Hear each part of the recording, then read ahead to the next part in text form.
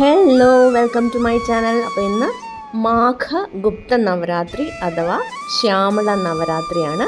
പ്രഥമ ദിവസമാണ്, അതായത് ഫസ്റ്റ് ഡേ ആണ്.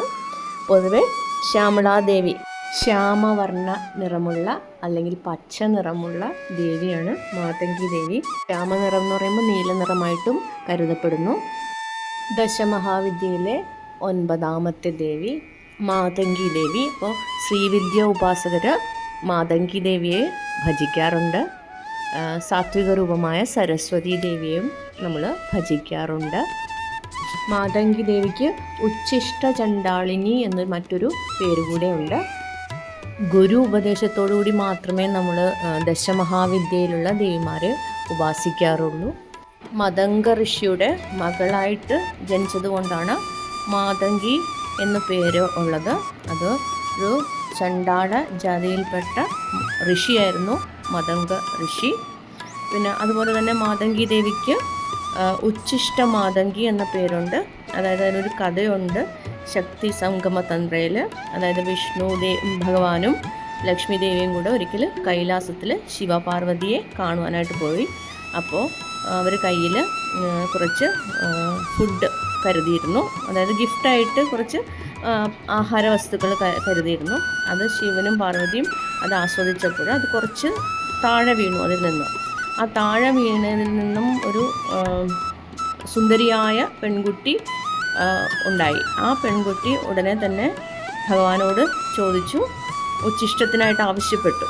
അപ്പോൾ ഭഗവാൻ അത് സന്തോഷത്തോടു കൂടി കൊടുക്കുകയും ചെയ്തു.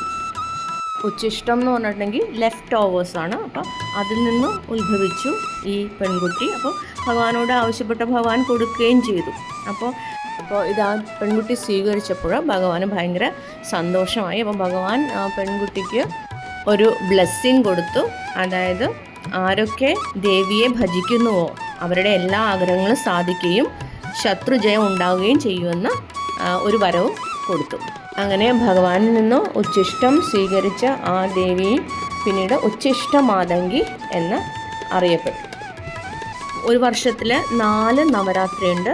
ഒന്ന് മാർച്ച് ഏപ്രിലിൽ വരുന്ന വസന്ത നവരാത്രി അല്ലെങ്കിൽ ചൈത്ര നവരാത്രി എന്നറിയപ്പെടുന്നു. രാമനവമിയോട് അനുബന്ധിച്ച് വരുന്നതാണത്. അത് കഴിഞ്ഞിട്ട് നമുക്ക് അശ്വിന മാസത്തിലെ ഒക്ടോബർ മാസത്തിലെ ശാരദീയ അല്ലെങ്കിൽ ശരത് നവരാത്രി ഉണ്ട്. ഇത് വ്യാപകമായിട്ട് ദസറ എന്നൊക്കെ പറഞ്ഞ് എല്ലായിടത്തും ആഘോഷിക്കപ്പെടുന്ന നവരാത്രിയാണിത്. ഈ 2 നവരാത്രികളാണ് കൂടുതലും ആഘോഷിക്കുന്നത്. പിന്നെ നമുക്ക് ആഷാഢഗുപ്ത നവരാത്രിയുണ്ട്.